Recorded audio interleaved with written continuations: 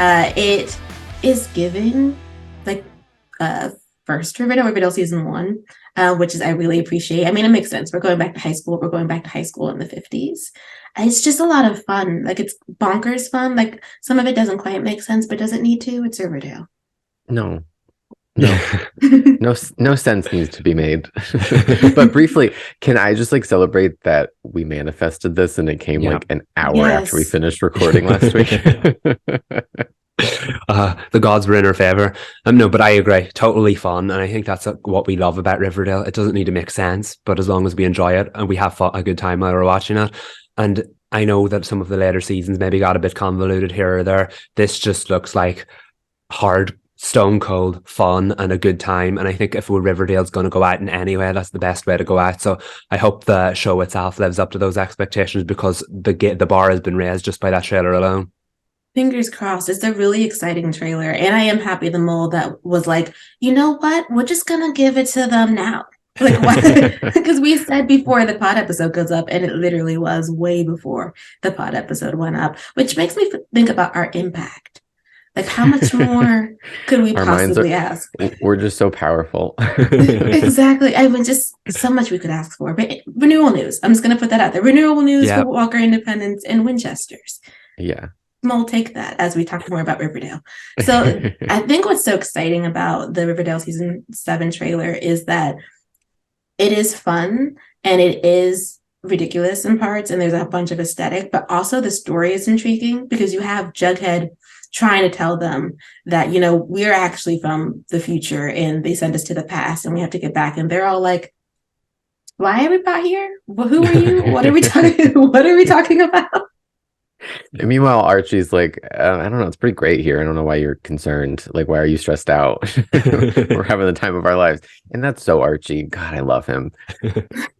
But yeah, like I love the story so far. It seems like season 6 was a struggle story, and this is definitely a branch off of that story, but it seems like they're like, you know what? We have one last run. Let's just do everything we've ever wanted to do. And that's kind of the mindset that I'm holding myself accountable to go into the season with. Like, I'm going to leave expectations on the welcome mat. I'm just going to go into it and be like, yeah, one last hurrah with Riverdale. Show me what you got, Roberto. Yeah, I'm with you on that, and I feel like that trailer definitely set the stage for that, because at the end of the day, yeah, season 6 was a bit of a struggle, and this is the show's chance to kind of make lemonade out of lemons, because I know we're carrying on from that, but like this looks like it could be a lot of fun, and it looks like back to basics is the important thing here. It looks like we could be going back to where the show started, and everyone knows season 1 was its glory days, and the fact that we maybe get to go out on a season that looks like season 1 but really plays into those 50s like aesthetics and themes more so than season 1 did. Riverdale was a bit of an anomaly because it looked like a different time period than the one it was set in, but now we're going full scale into that time period, and I can't wait to see what kind of stories they tackle. But generally, I just hope it's a lot of fun, that you can turn your mind off and have a good time for 40 minutes, for 20, however many episodes, and just appreciate Riverdale for what it was. Let's not overcomplicate things. Let's just have a good time watching Riverdale, because that's what it all started as. That's a good way to segue into the ship situation in the trailer. Well, it's like I'm enjoying the Easter eggs that they've put into these ships. I mean, you had like Cheryl and Archie, that hasn't been a thing since season 1, and that was like a little pit stop to her discovery of herself. Yeah, that was like barely a thing. Wasn't she just like obsessed with him for no reason? Yeah. and then so we're gonna do that again, but now we're gonna escalate it to potentially being married at some point, which like just a mess, right? And then silly, senseless. You have the redo of the Archie scene where he's like, she's a movie star, and they're riding away in like the car, and I feel like each ship that has some grounding in it is going to be fun. And then the ones that they put together, which you know are not going to last, like Betty and the actor's name is Casey. What is it? Kevin. Okay, so Betty and Kevin, which that can't possibly last, but it's going to be cute to see their friendship and how they navigate it and what exactly Betty is looking for from that relationship, because Kevin is giving her nothing. He's giving her nothing in that trailer. As we also prepare for Clay to show up and what that's going to be like for Kevin. Not to get, I mean, is it spoilery if it happened in the comics? I'll just keep that to myself. But Google, if you feel like being spoiled, Google Clay and Kevin, and you'll know why it's important that Clay is here now. What other ships were there? Oh, Bughead is canon. Finally. Finally. Oh gosh, what started out as a joke has become reality, and I love it. Me too. It felt like that corner of the ship world it never went to. So I'm glad they're going there in the final season just to see what it could look like. I'm not a Bughead Endgame kind of shipper. I don't think that's going to happen. But like, go big or go home, and I hope that's what Riverdale does. I hope so. I think he's also in the classic crown, which even Yes, adds a little stamp of cuteness to it. And then there is like seated Barchi stuff. I don't know what's happening there. I don't know if we're like besties, but Betty's feeling something and Archie's distracted with what's going on with Cheryl and Veronica or what. I know he got smacked in the face with some hairspray, his poor eyes. And then who else is pair? There's so many pairs in the trailer alone. Oh, Tabitha and Jughead close at the end of the trailer, which made my little heart glow. I love Tabitha, and I'm not sure if she knows what's going on. I know there was like a little tease about how because she's the angel of Riverdale, she has some awareness of what's going on. But I don't know if the look she gave him when he said awesome is because she's like, you need to do better with the slang because you're not from Oh, that's a good point. I didn't even think of that. I just assumed that she was like 1950s and she was like, what is awesome? Yeah. But I was also like, it was awesome not a thing in the 50s. I don't think so, not in that way. I think it would have been like the traditional something is awing to you rather than it being that's true. Cool. Yeah. But she does give him this weird look and then he says spell, she's like, yeah, that one. They're kind of a nice dynamic duo because they teamed up a lot and Tabitha did quite a bit of time traveling last season, so if she's aware of it as well, that'd be pretty cool to see how the two of them kind of navigate these new waters.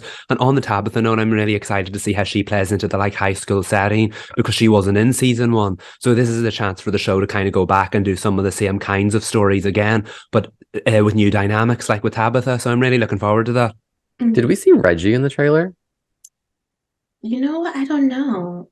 I just thought of that right in this moment. Yeah, I'm not sure. I know he's supposed to be there. Well, anyway, to circle back to the ships, I'm going to get a little controversial. I couldn't be less concerned with the ships, and I feel like that was a huge concern when the trailer dropped. I saw so many fans, which it makes me happy to see passion in fandom to be like, Bughead, Barchi, Tony, whoever else, like they want what they want, and I appreciate it. But I'm like, I don't know. I'm willing to take the trailer for what it is. It was a 2-minute look at maybe 2 episodes. I'm willing to take the ride and to see what happens and not scream about it the whole way, which if you would like to scream about it, I'm happy for you. Go do that. Fight for your rights. For Bughead. Look, we all have our vices and we all have our ships. Heck, it's in our own introduction. We like our ships, Barchi and Bughead and whatever, but as a fan of whatever, I'm not going to get into it now versus ship wars, but as a fan of whatever ship, I'm just like really excited to see what kind of like directions the show goes in. And no one knows what Endgame is going to be from a trailer for probably the first 4 or 5 episodes. Like, this is Riverdale. It could end up in any different place by the end of the season, storyline wise or ship wise. So I'm just going to enjoy the ride because at the end of the day, you cannot predict the show. It makes its living of being completely unpredictable. So like, have the time of your life while you're watching it and don't like get caught up in anything that we don't know yet. And I like that it shakes up the dynamics, not just of the characters, but like we haven't really seen KJ and Madeline act in that way in a while. We haven't seen Lily and Casey act together in that way. We haven't seen Camila and Cole act together like that. So I like that they're like zhuzhing the pairs around to kind of like, this is the last season, like mix it up so that we're not always getting like KJ and Lily or KJ and Camila or Madeline and Vanessa. Like I like the zhuzh it around. It's their last season. I like to, mix up the dynamics before you got to go out with a bang, not with like just continue doing what you've been doing. Yeah, so, and it's important to remember it's the 50s part. We haven't gotten Yeah. back to the present part. Though they did seed some things. Tony has content. I mean I They understand did have content. being passionate, but like Cheryl's literally sitting there having a whole awakening in the scene with Tony. So like I just don't I get the passion, but it's coming. I think the only ship that actually hasn't shown was Buckhead. And there may be a reason for that. I mean, if we're doing Easter eggs and parallels, I expect Jughead's probably going to crawl through Betty's window at some point for that season 1 moment, whether there's a kiss involved in it or not. I just don't see, it's one of the most iconic moments in Riverdale, so I don't see how they wouldn't do a call back to that moment. But at the same time, like you both mentioned, be along for the ride. Like it's going to be a fun ride. Really, while we're in the 50s, I'm kind of like, do we have to go back to the present day? Can we? Because the 50s sounds awesome. Like how they're doing the show, not the 50s in reality. Like, oh yeah, but yeah. Retweet. I feel like we should stick around and get comfy in the 50s for a while. That seems like the story is like, how do we get back? And I feel like the show, personally, I feel like the series finale should be them in their own timeline, in their own universe, like what they've learned from all of this. I think that would be fitting. I don't think it should end in the 50s, but I think it would be nice to spend some time there because this has always kind of been the motif. It's been very making references to the comics in that era. So I think it's fitting to stick around for a while, but yeah, I personally would think it should end in the 2020s.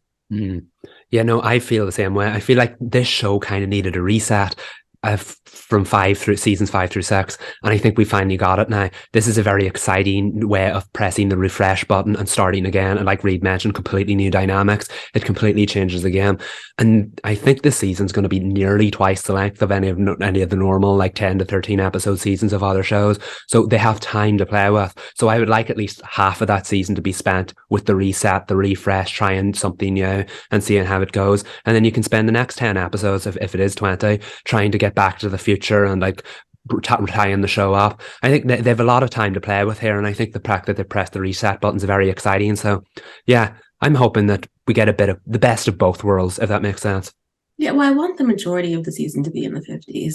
I just feel like sometimes, well, at least I want to live in the bubble of the 50s for a while. Not to end the show in there, but only because every time we have to then speed up the plot to get to the way that we get out of whatever was created in the first part of the series, the show struggles.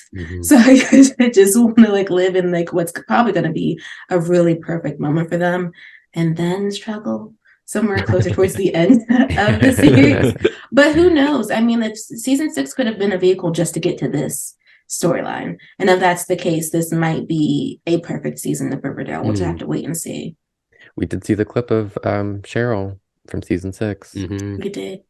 Scarlet Cheryl. I kind of want to see her again too. I don't want to see all the powers back, but I'd love to see her get her powers back. Yeah. Well, moral of the story, we're excited. Yeah. Yes.